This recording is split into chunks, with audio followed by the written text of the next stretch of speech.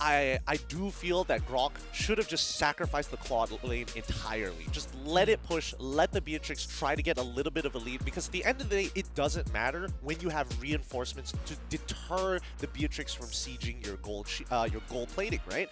That's the important part. Grok should have gone to the mid lane, Power of Nature help clear that wave, and then immediately start transitioning into either splitting apart on two different ends and start attacking the side lanes, or just double down and have both of them rotate into one side of the map. Basically helping out Izanami, right? Helping out the Eve in Yeah, the mid side. because Izanami, he had to 2v1 in that lane. The Kufra knows that if Grok isn't there, it's totally fine. The farm won't have that much of an issue with just a little bit of help and one concussive blast, more than enough to clear the wave.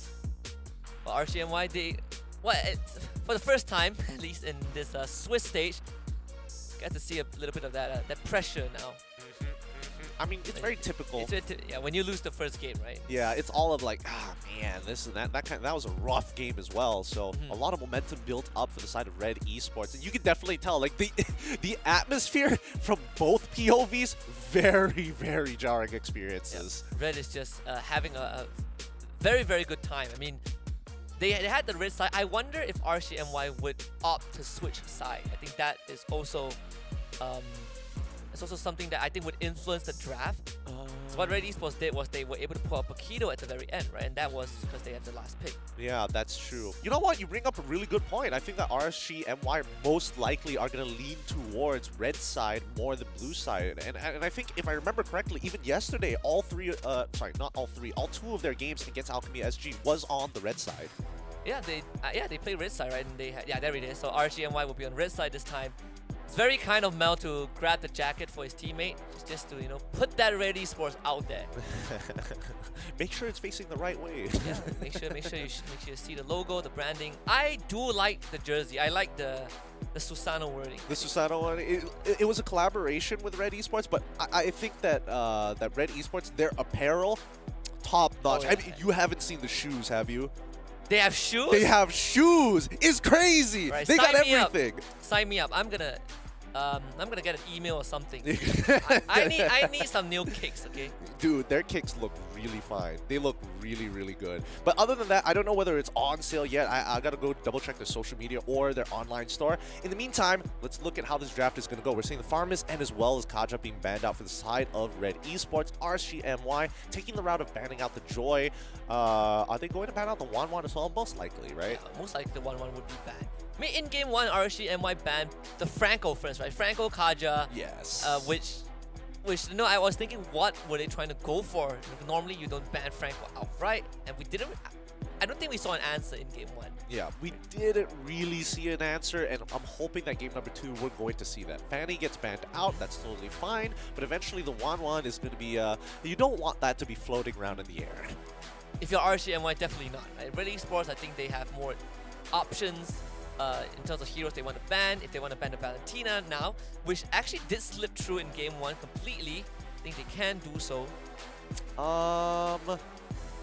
I mean, I feel like RSGMY in that particular game, like even if the Valentina was something they wanted to go for, it doesn't really benefit their composition at the end of the day, right? They still need to cut through the temp HP somehow, and they needed damage more than they needed a defensive option. So the Arla gets banned out, so 1-1 still left on the table. RSGMY have some decision making to make. Like, I feel like 1-1 takes priority over everything. Oh, for sure. And in red, it's probably going to get the glue afterwards, because they did ban the Farmers. Yeah. Glue is not impossible to deal with, right? There's still a couple of ways to kind of manage the glue rather than hard counter it, and I think that's usually good enough. Let's see what RSGMY decide to go for, right? Because again, they are on red side. They can respond to the glue, very nonchalantly. They can just take their time and honestly answer it within the second phase if necessary. If the 1-1 somehow goes through, are we going to be expecting a Phovis again? I mean, that's kind of like the go-to, right? So the glue gets banned. 1-1 will be let through. RCMY they're more worried about the glue getting first pick. Thinking, processing this. All right, so I think you might be right about this one. If Red Esports, if they do give Wanwan over to Red Esports, I'm expecting RSG MY to start looking for the Phoveus, right? However, if you do decide to play Phoveus, Esmeralda suddenly just shoots up in terms of priority picks for Red Esports. So unless RSG MY have like a solid solution to it, I would say Mid-Sitar is going to be the safest option that they've got. It's also a safer flex for them, right? A much better flex, as a matter of fact. I would say that Yves still is going to be quite relevant in this matchup, no matter what they do, no matter what they decide to go for. Because even if you're able to kind of like, you know, dash every single auto attack, the box limits the space you get to play with. And you do get rooted down.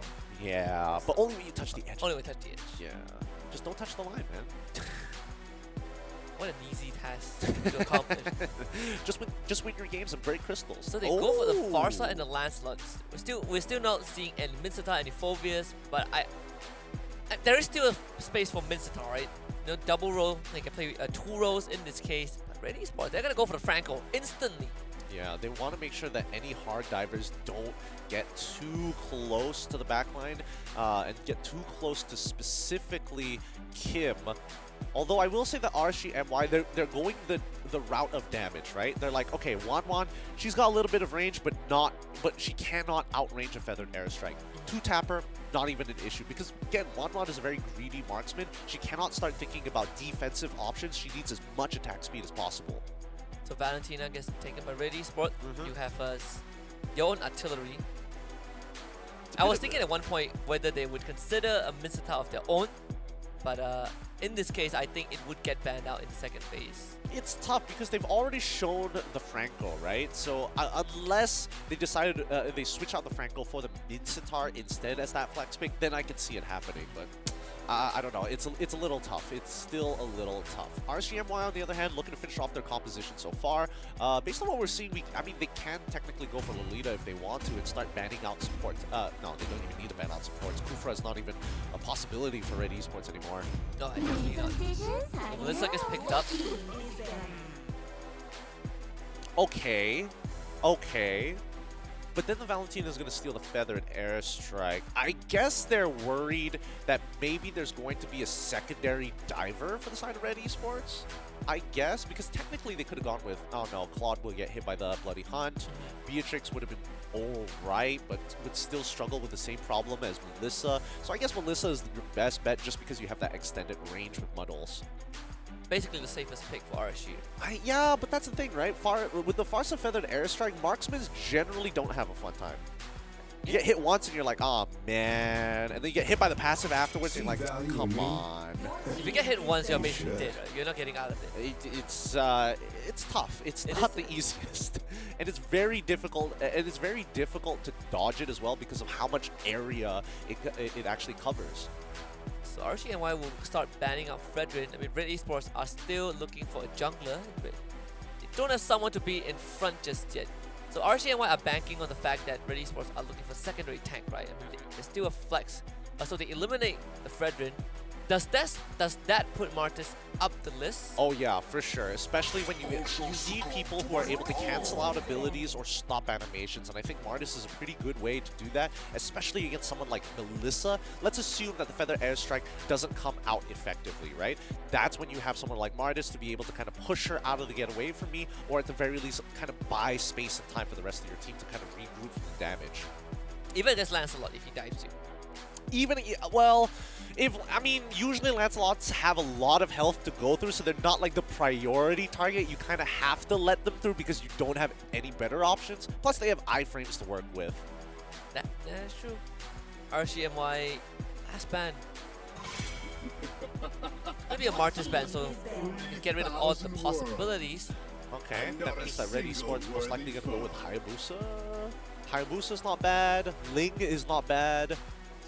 If they're still looking for front line, does the Akai make sense? The Akai does make sense. At least you can kind of cancel out the Feather Airstrike. It makes Lancelot's life slightly more difficult. I say slightly because there's a lot of times where Lancelot's just kind of treat Akai's like non-factors. It just goes through him. Yeah, it just goes right through him. And then Heavy Spin comes through and it's like, oh, no big deal. Just Thorn Rose.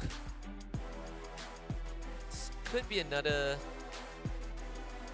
I mean, I'm looking at Red Esports. There is still a window for kind of the Grok XP if they really want to go for it, right? I mean, there are a couple of paths they can go for. The Phobia's last ban really was fearing that pick. Okay, all right. RSG, they could just go pick Mitsutar, just sit on it. I mean, the only thing they're missing right now is a support role, as well as an EXP laner, but instead they're going to go for the Lolita as well. All right, so RSG MY is creating a very nasty siege composition right now. So it's all about pushing out your lanes, sitting just behind the target range, and just auto-attacking your opponents from a safe distance. There's nothing much they can really do about that. So Red Esports need to figure out ways to kind of hard engage. I'm thinking like Yuzong for the EXP lane, already looking mighty fine. Lapu Lapu would be a safe pick as well, but ideally Yuzong, because then you can cover more ground. Yeah, and you have the Guardian's Bulwark. There's a way to kind of absorb all the damage from 1-1. Grok. XP lane and a jungler. Grok and the EXP also is totally fine. In terms of junglers, Ling, Hayabusa, all kind of work. Oh, wow, they are going all in with the dive. So we get the Lapu Lapu and the Paquito again. Is it gonna be a harder game for the Paquito to function? It's a mix and match of things, right? Like Red Esports, it's not like they don't have a counter to Paquito's counters. It's just which shows up first, you know? It's like an auto battler, for example. Sometimes you get a little unlucky with the targeting, you know? And I think that's a lot of what this game is going to be about. Like, can you fit the pieces in the fit the puzzle pieces in the right spots? Now RGMY now looking for an XP laner. Neutral, probably looking for neutralizer again. But it made into the Lapu Lapu. There isn't really much left in the tank. They were going with the Minotaur, finally making it through until the very end. But that's a good answer to the Paquito who wants to jump in. Yep. The 1-1 who wants to leap around. Lapu Lapu as well. Not the best target to hook either. Yeah, definitely the worst target. You don't want to hook the king. No way. You definitely don't want to hook the king here. I like it. I like the draft coming in from both of their sides. They didn't lean in too heavily about counter drafting each other too often, but they have options in their draft that allows them to kind of escalate situations, to lock down certain parts of the map. And I think that right now, in terms of predictions, I would say that RSG MY's draft is just slightly better than Red Esports right now. The 2-1 prediction still lives on.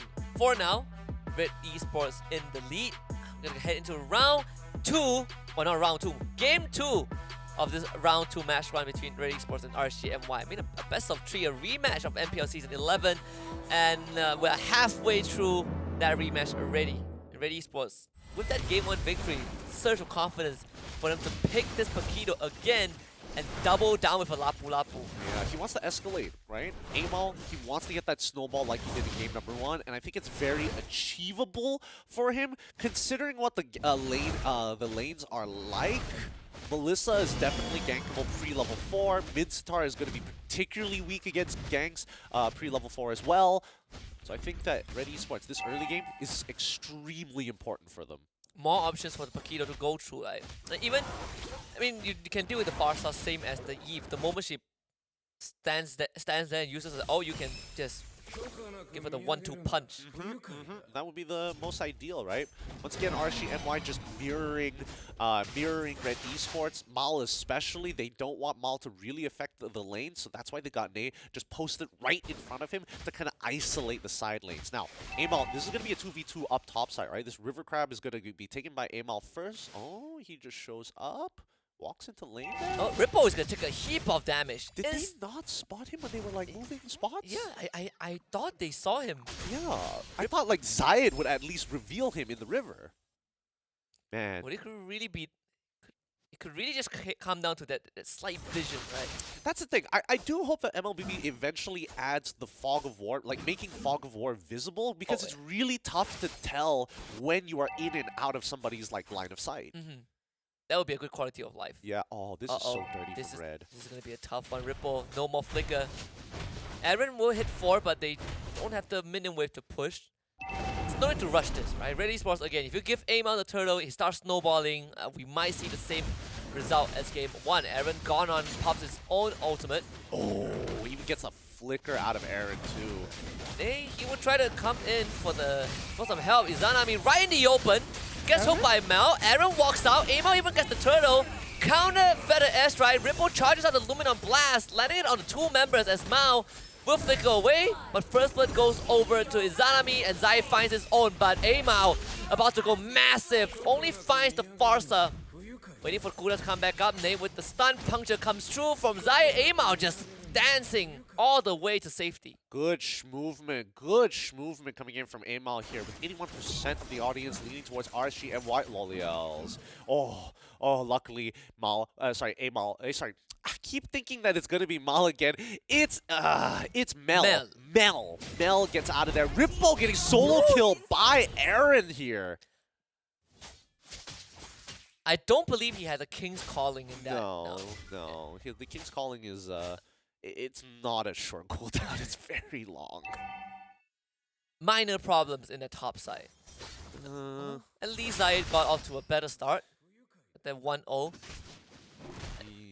I mean, in the previous game, he was always behind Amao in terms of levels, and he's not the one dealing damage. This game, he has the potential to do so. He's going to run into Amao as we speak. Will be there around the corner. The Iron Hook is barely missing. For the most part, I think Red Esports, they've got the right ideas here. They're looking for these early ganks, but I think RSG MY is reading into it a little. They're expecting it to happen. Izanami needs to be incredibly careful. And you can't just stand there and use the Dawn Rolls, right? Well, the puncture from Zai just straight out into the thick of it. Yeah, luckily Zayed, he's where the weakness points and he's making sure that he's hugging the right side of the wall to not give that very last one. Oh, man, they waited for so long. They camped just for him. Ema won't get the one shot, but it did force a recall from Nate and also the flicker. I mean, there's nothing left for Amal to really fight for at this point other than this dive. I mean, technically he could farm the top side of this map, but that's not a lot of gold. And Turtle is going to be on this side anyways. Second turtle for Red Esports, once more uncontested. I mean, Red Esports are just drawing out important cooldowns from RSG, right? You draw the flicker from the Lolita, you draw the get away from me from Loliels. That's 2 big resources down. Yeah, they want to go even further with this. Nate getting pulled on back. Bloody Hunt is dead. Mao doesn't have. They don't have enough damage from Kim just yet. Kim will flicker away just in case. The Melissa does end up going down. Stolen Luminous Blast, only landing onto one, but that allows Mao to show up. Looking for the weakness points, but they're going to turn on him immediately. Mao able to get the ultimate off regardless. They will try to soak it up, all the damage. And Ripple with the flicker forward brings Mao back, but only Kim goes down. Mao still gets away. Right, alright, that's actually not that bad. I mean, RSG had to send a lot of resources to make that, well, actually try to even out that score. But in the meantime, Lapu Lapu was able to get that first turret up top side, instantly going to try and punish. Oh my god, almost taking out Loliels. For the second time as well. He is 2 levels ahead of this Melissa. Yep, again, Melissa right now currently weak, doesn't have enough items compared to this early game Aaron, who has the natural base damages to 100 to 0 you in a split second if you're not aware. That's top and mid tier 1 down. Minor gold lead for Red Esports. They will turn their attention down. But again, and this time, RSGNY won't be able to defend the structure. Yeah, the tempo is just not in their favor right now. They send Melissa back down to the bottom side. It's just too dangerous sitting up top side and missed out catching the wave anyways and the tier 1, so you might as well just play safe. Red Esports, they're going to increase the tempo right now. They know that RSGNY is behind. In terms of their timings as well as rotations, they have to take advantage of it. I just love how Aaron is, he stayed out of vision until the very end. Hook almost connects, would have been a kill for Red. Meanwhile, Amao, he is just farming the jungle of RSG. Again, we are at a stage where Amao is like, what, 2 levels ahead of Zayed. Yeah, he's been farming really fast as well. I mean, every single turtle has fallen into his hands. Zayed is catching up, but only a level behind against Amao. As soon as this turtle is down, Amao is going to be 2 levels ahead of him. Keeping that lead. Dominance Eyes done by Nate. A lot of bottom side pressure, right? Our Red is pulling members from RSG. The flicker! What was that reaction? My goodness, Mao. Doing it absolutely perfect. And now he's going to be looking for a pick. Tries to predict a sidestep of Loliels, doesn't find it. Amao down to the mid side. No window as well, but Zai is isolated. does have the dash to get out. Yeah, it's the worst when you're predicting someone to sidestep, they just walk in a straight line. I find that personally really infuriating, and I can only imagine that even Miles just like, why would he walk in a straight line? Predicting them to be smart, and then they just do the most basic thing. Well, not this time. That is definitely going to be a kill. And Mel just looking for the weakness points, instantly paused that ultimate. So Izanami won't be forced to cancel his. There's nothing that he could do in this fight to help his teammate. Ripple, dangerously low. A double for Kim. Meanwhile, Amal, he is zoning out the rest of RSG. Right now, Red Esports are playing really, really well, right? Nobody's making too many mistakes. Mal finding a lot of confidence in his iron hooks as well, applying a lot of pressure to RSG MY. And with his 4.4k lead, Zayat basically can't touch his own jungle. He struggles to 1v1 a majority of the members of Red Esports. That's bottom tier 2 going down. Top 1 would also fall. Red Esports are syncing up all these objective takes so well, and they force Feather Airstrike. They lose nothing. Zayat is just trying to salvage as much of the jungle as he can. Yeah, he really is. He went for first item Hunter Strike. He's significantly behind on gold, and it looks like he's trying to build a BOD on top of everything else in comparison to Amal, who's going for the traditional fighter build. Hunter Strike into Malefic Roar just to have immediate raw power and raw impact on this match, because they're already 6k ahead. Why not? And the Lord will be spawning soon as well, so Red Esports, they can really do some heavy damage. Watch out for Mao though. That hook, that was a connect onto Nate. If they break him right now, there's nothing that RG can do, and that's exactly the case. Stolen the middle blast. Watch out on the 2. The re-engage from Red Esports right down to RGMY. Loliels instantly falls. A killing spree for Kim. Mel does end up falling to Ripple. But it's a small price to pay unless Zai can get something done. No, he cannot. Absolutely shattered. Oh my goodness, big damage coming in from both Aaron as well as Amal. RSGMY did not even stand a chance in that fight at all. And that means Lord will be taken away by Red Esports. This lead, same as the one that we saw in game 1, but occurring much faster. More than 6,000 advantage. Now there's 1,000 advantage go swing thanks to this one Lord. And it is not going to stop. I mean, RSGMY, they found some space, right, to get some resources on the map, but they are funneling it into Loliels. This is the guy that needs gold the most. Everyone else is playing sacrificial. Yeah, everybody are just pawns in this big chess game here. And now on the defense with a 7.5k lead of Red Esports, they find the pick. Looking forward, Kings calling for the airstrike. They need to do this, right? The big convoy, Amal. Looking for some punish. And good disengage from RSG. Yep, they're willing to sacrifice Lancelot here. They want to stagger the waves, and now the rest of the team will manage the Lord as well as bot side. Oh my god! Oh, how Amal? Yikes! Oh, Amal recently got his Bloodlust axe as well. Okay, fair enough. Well, suddenly it's an even game again. I mean, Aaron will be back in another 3 seconds, so he should be able to join his team at this base push. But they're not look at Amal. Look at this guy. Okay, really pushing his luck here, but I don't think this inhibitor will realistically doesn't look like it will fall. They're not playing like a hard siege composition like RSGMY. They don't have that sort of range. More importantly, so no reason to really fight. Oh! What a stolen feather airstrike, forcing Loliels to go back to his base, almost three-shotting him. Nearly. But I mean, Kim is making these big attempts, right? He even committed his flicker into it rather than just his dash. Oh yeah. Thankfully for RSGMY, they didn't have to use the crucial cooldowns for this, but Red Esports have gotten them in a chokehold again. And Ripple needs to check all of these bushes with the Spear of Glory also. It's RSGMY, like, I feel like the one guy, you would think that Ney is the one that opens up the map, but even he is not safe. Right? Ripple has more avenues to check the empty sides of the map. Yeah, I think Ney, he wants to be at the right place at the right time, right? His Numnon Blast can be game-changing for the team. It's going to set everything up, but the problem is that his team is significantly behind, and as a support, you're even further behind than everybody else. We look at his items, right? He's only got 2 items currently built, the Athena Shield as well as the Dominance Ice. Generally, that's not going to be enough, right? We're seeing Malefic Roar is already coming out for the side of Red Esports, so generally, your armor isn't going to matter unless you can start like multiplying your stats by having more items. Now just got the Winds of Nature 2 levels ahead of the Melissa. Oh, good iframes. That was beautiful. That was good play from Zayed. Baiting out the bite as well as dodging the Iron Hook. That's already great. That's 4 ultimates already down for the side of Red Esports. And a flicker also from Mao. Oh yes, and a flicker as well. Well, regardless, they need to start thinking about how to actually slow down this game, right? It's tough to walk up to this Lord, even though they have to contest it. They might have to just think about split pushing here. Can they even get close? I mean, Ripple will not be in this fight, so RSGNY will have to concede the objective. Maybe Zai could go for attempted steal, but look at the zoning from Red Esports. Just airtight defense. Zai stood no chance. Red Esports gets an easy Lord again. Yep.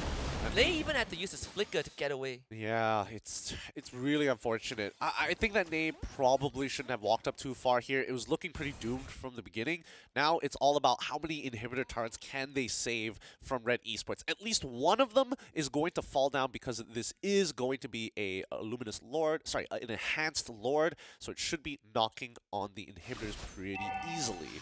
Overall, Red Esports, I mean, they have to just play around these neutrals, right? They could starve out RSGMY for as long as they want, but if they can't close out this game sooner rather than later, eventually RSGMY will scale. They're trying to sync up the wave. Aaron is pushing in the top side also, so RSGMY, they'll need to eventually sacrifice one of these lanes. The middle one instantly blown up. Top one will be taken care of by Aaron. In fact, Red Esports, a perfect push, a perfect siege with this Lord. All inhibitor turrets will fall, the bottom one taking a bit longer than expected. Zayed almost losing his entire health bar. So that one combo from Amao came a bit too far forward. He's going to punished by the fact that Airstrike and Lolios picks up that kill. But the Lord is going to be knocking on the Crystal. Red Esports with one last member. Still want to go for it though. Aaron, he's just going to flicker forward and a one-shot all the way at the back onto Lolios. Red Esports, they won this game right now and they have the means to do so. They do lose Aaron. The Paquito actually falls. RSGMY with a base hole. But Mel, he's about to go absolutely berserk. Don't let him use that ultimate. Mel with the Winds of Nature negates some of the damage. Doesn't get to proc the ult. A hook from Mao. Able to pull Ripple back in, but Zai is looking for Mel. Can he find him though? It's going to be a tough one. He's got a Zai wave. will commit all the way to it. Mel sidestepping everything, still gets taken. Now RSGMY still has some signs of life. They didn't close it out. They're falling into the same problem as we saw yesterday's match number 4, right? It's all about coordinating the rest of your team. Keep in mind that there are 2 things you need to worry about when closing out a game. Number 1, when is your opponent's waves going to spawn? And there's only 2 timings that you need to memorize, which is the 14th second and the 42nd second of every single minute is when you're expected to see the waves actually spawn from. It doesn't matter whether you're on RSGMY side or a Red Esports side, these waves spawn at the exact same time. Those 2 timings in those minutes. Second thing they need to worry about is getting your whole team on the same page here. Like, Aaron is running in. Why isn't the rest of the team looking to crush the crystal? Let's look at the replay one more time, right? We see Kim make this mistake. He manages to get out, but still gets punished at the end of the day, right? 4v5. How do we make this work? We do see... Oh, wait, hold on. A fight's going to break out. Gonna make it again. Everyone from RSGMY clumped up together. Aim out, going big damage. Absolutely just blows a hole right through Lolios. Izanami falls. But Red Esports, they're going to do it for real this time. Aimao finds a double kill for himself. Even gets rid of the immortality. Nay has no chance. We say 9 in German as Red Esports denying RSGMY of any chance. A repeat of MPL Season 11, and with a cleaner victory, absolute destruction in this best of 3. Whew, they crushed it. 2-0. Solid game coming out from Red Esports. That's the Ripple. Look, when you're up against, when you get taunted by the King of Taunts, everybody else is gonna try and clown you, man. He's made a name for himself, and he doesn't mind taking it, but you can't help seeing the boys have some fun here. Doing a bit more, you're gonna grow a very beautiful goatee. Just keep doing it. Yeah, I love Kim because he's one of the few people who works well with MelQT to respond to these kind of things. Even during the regular season, even during the playoffs, after they beat RSG, exact same thing. They taunted us once, we're gonna get them back. Cannot let them get away like that, right? If you can throw a punch, you have to be able to take it. 2 foes.